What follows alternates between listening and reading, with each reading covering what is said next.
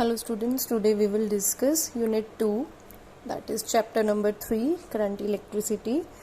In this chapter you will study the motion of the charges. Earlier in the previous unit 1, you studied charges at rest, which is called electrostatics, and now you will study charges in motion. Now there can be two categories: when charges are moving with constant velocity and charges are moving with variable velocity, that is accelerated motion. So if we talk about the motion is constant, that the charges are moving with constant velocity, then it will be the case of current electricity. If we'll discuss charges are moving with variable velocity, that is the motion of charges is an accelerated motion, then we will talk about the electromagnetism. Now let's discuss few terms with which you are already familiar. First term is electric current. Now electric current is rate of flow of charge, that is I is equal to Q by T. Already you have done in class 10. If you talk about I average, that is average current, that is change in charge per unit time, that is delta Q by delta T, change in the charge per unit change in time. It means here delta represent there will be some initial value, then there will be some final value, and we'll subtract from final minus initial. We'll do the subtraction of final term minus the initial value. If we talk about instantaneous current is that current which gives the exact value of current at a particular instant of time, and the formula for that is dq by dt. Here we will talk about very small time interval. For example, if we want to find the current for the time 5 seconds, so it gives us instantaneous current, means for 5 seconds what is the value of current? Suppose it is 5 ampere, so that is the instantaneous current. Now let's discuss its units. Units is the unit of charge is coulomb, the unit of time is second, so the unit is coulomb per second or ampere, and you know ampere is one of the 7 fundamental units. Now current is a scalar quantity. A question will arise in your mind, why current is called scalar quantity, and when it has direction as well as magnitude. So the answer is yes, we know that current is having direction as well as magnitude, and so according to this it should be a vector quantity. But electric current is a scalar quantity. Why? Because it does not follow any vector law of addition. Now what are the vector laws of addition? You did in class 11, that is the parallelogram law of vector addition, polygon law of vector addition, and triangle law of vector addition. And there is no effect of the angle on it, and it adds up algebraically like any other scalar quantity. For example, I have taken two currents are flowing at an angle 60 degree to each other. What will be the resultant? It will be 5 ampere. If we talk about another case that two currents are flowing at an angle of 90 degree, what is the resultant? That is 5 ampere. So what we can say that each current is added algebraically, so it behaves like a scalar quantity, so current is a scalar quantity. So actually current is a tensor quantity that you will study in the higher level. So if you don't know what is a tensor, then take it as a scalar quantity. Let's do a numerical on the basis of the formula we did now. If Q is equal to T square plus 4T plus 5, find instantaneous current at T is equal to 3 seconds and I average from 0 to 2 seconds. And this question will carry 2 marks, and solution is like this. For I instantaneous, what is the formula? That is dq by dt. So what we will do, we will take its derivative with respect to t, and you will see its derivative is 2t plus 4, and we have to find the current at 3 seconds because we are talking about any instant. So t for 3, t, put the value of t as 3, 2 into 3 6 plus 4, that is 10 ampere. For I average, what we can say, delta Q by delta T. So obviously it will have some final value and then initial value, then you will do the subtraction. Similarly for the time, so I have written q 2 seconds because the time duration is given 0 to 2 seconds. So charge at 2 seconds minus charge at 0 second divided by final time minus initial time, that is 2 minus 0. We'll put the value of 0 and 2 here. So when t is equal to 2 seconds, the q will be 2 square plus 4 2 plus 5 7 is equal to 17 coulomb.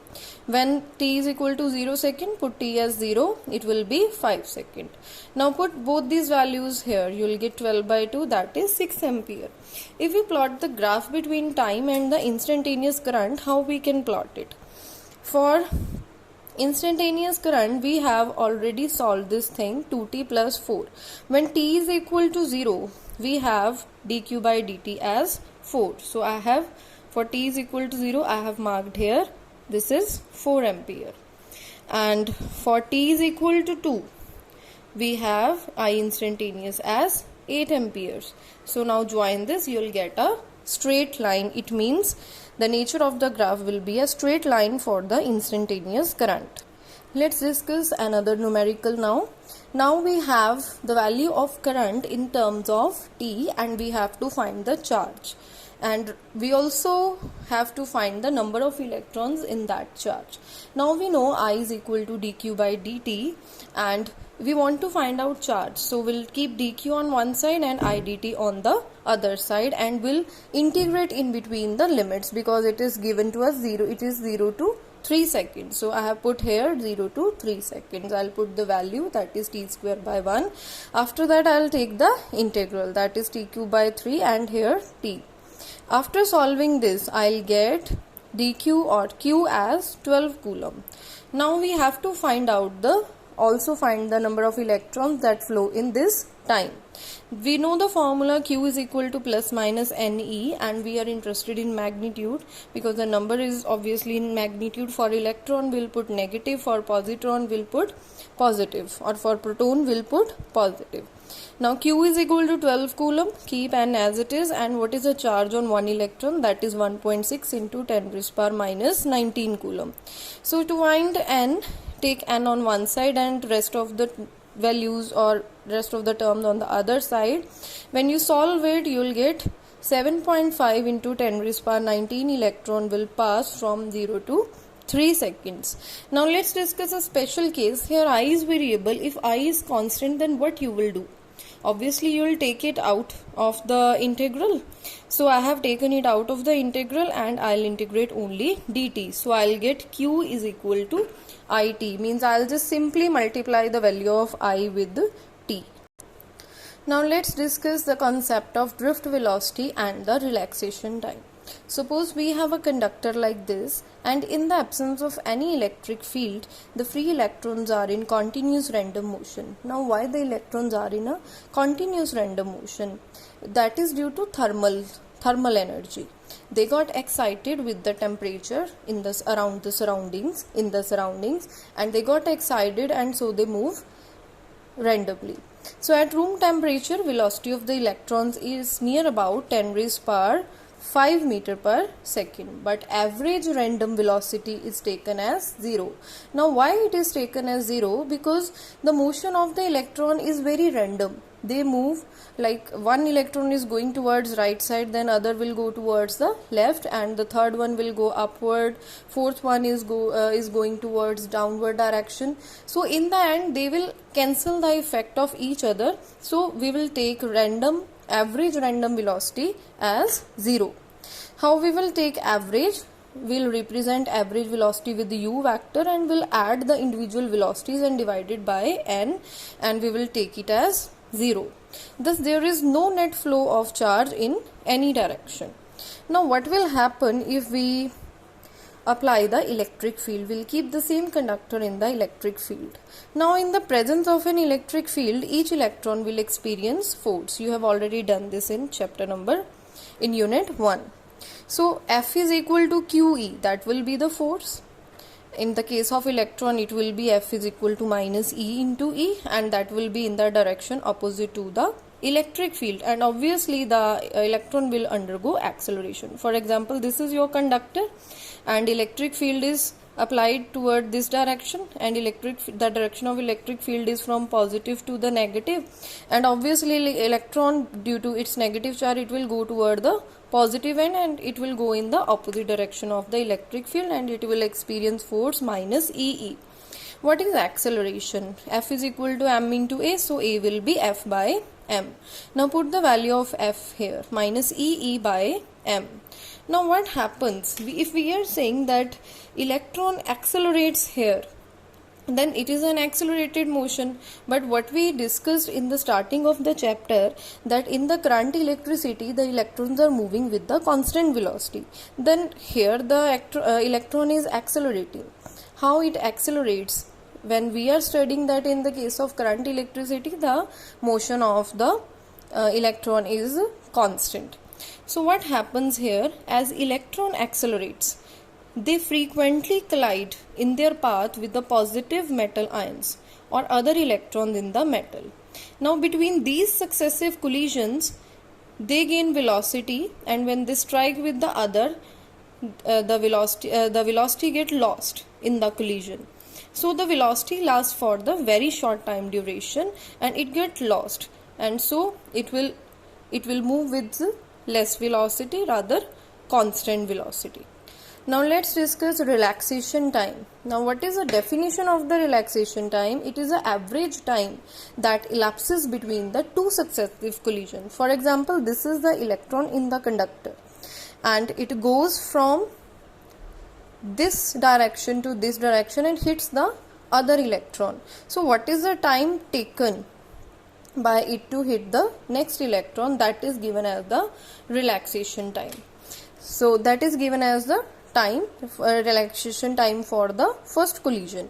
Similarly, now this electron got energy and it will move in another direction, and there it hit the another electron. So again the relaxation time will be 2.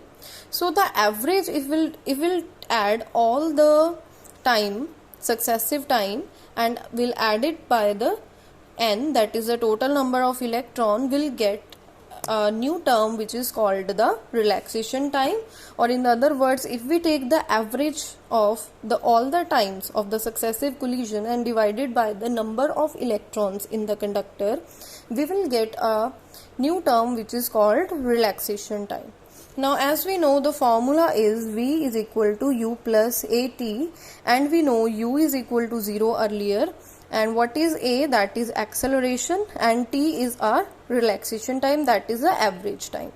We write V as Vd, which is drift velocity. Vd is equal to 0 plus acceleration, put the value here, minus E tau by m. So from here we'll get the formula of drift velocity. Vd vector is equal to minus E tau by m, where Vd is called the drift velocity. So from here we can define drift velocity as, it is defined as the average velocity gained by free electrons in the opposite direction of an externally applied electric field.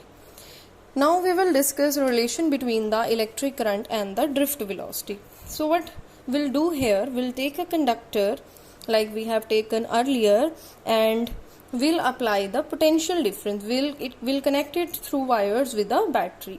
Now battery, the terminal 1 battery is at the higher potential and the other is at the lower potential. So obviously this part will be at higher potential and this will be at the lower potential. So electric field, the conventional current will go in this direction, like this, from positive to negative. So electric field is applied along this direction and electron will drift towards the opposite direction, and this is the area of cross section, this is the length of that conductor. And if conventional current direction is towards right, the electronic current will move in the opposite direction. This is all about this diagram. So let potential difference V is applied across the conductor of length L of uniform cross section A, and electric field set up inside the conductor is given by E is equal to V by L. This we have written from the formula that you have done in unit 1, that is V is equal to E into L, that is potential difference is equal to electric field into the length of the conductor. Now under the influence of the electric field, what happens? The free electron that will move in the opposite direction and they will drift with velocity Vd. Now let the number of electrons per unit volume. Now electrons per unit volume, that is also called electron density. It is represented by the letter N. Let charge on the electron be E. So we have to find the number of electrons in the length L. How we will find it?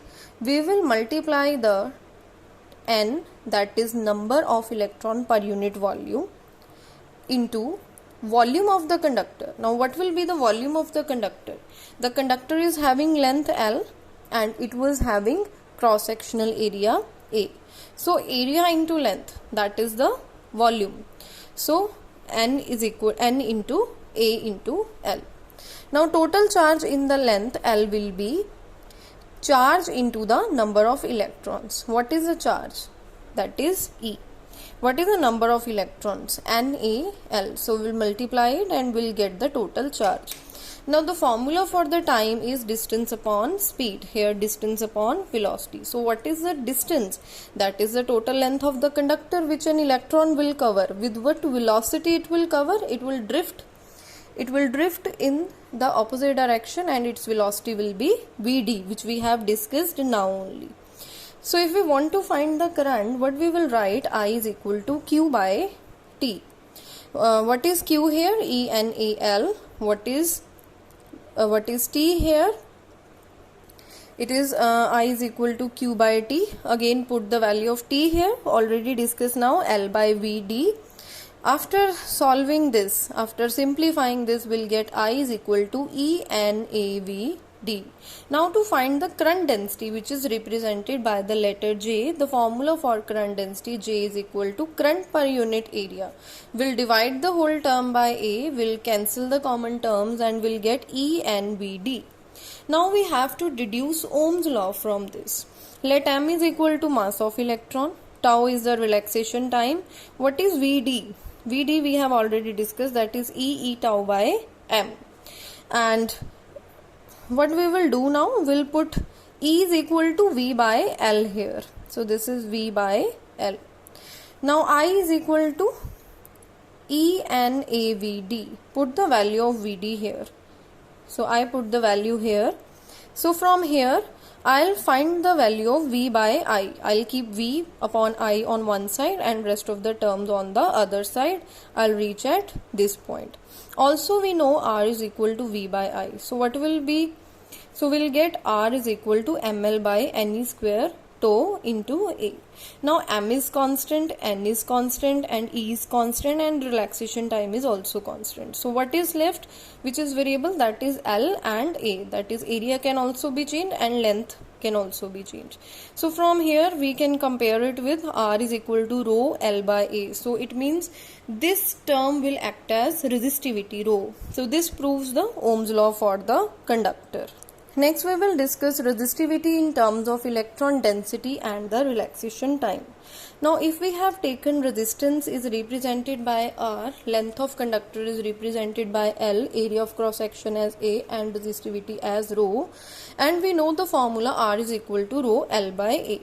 Also we deduced now only that R is equal to ML by NE square tau A.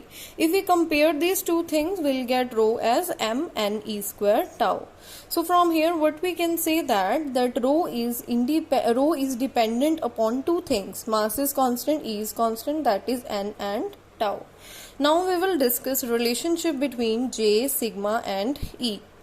As we know, Q is equal to minus E because we are talking about electron here. So what will be Vd? The expression for Vd, that is E tau by M. If we talk about electron, we'll put minus here for the electron because electron is having negative charge. Now J is equal to E N Vd, or what is the formula? There should be charge NQVd. So if J is equal to NQVd and we are doing for the electron, we will put the negative sign here. So I put here negative sign. Then minus minus positive and then simplify it, you will get NE square tau E by M. Now we know that rho is equal to m by ne square tau. But as you can see here, this is a reciprocal, that is 1 by rho. Now what is 1 by rho? That is your conductivity. So this expression is simplified and you will get J is equal to sigma E vector. This is your relationship between J, sigma and E.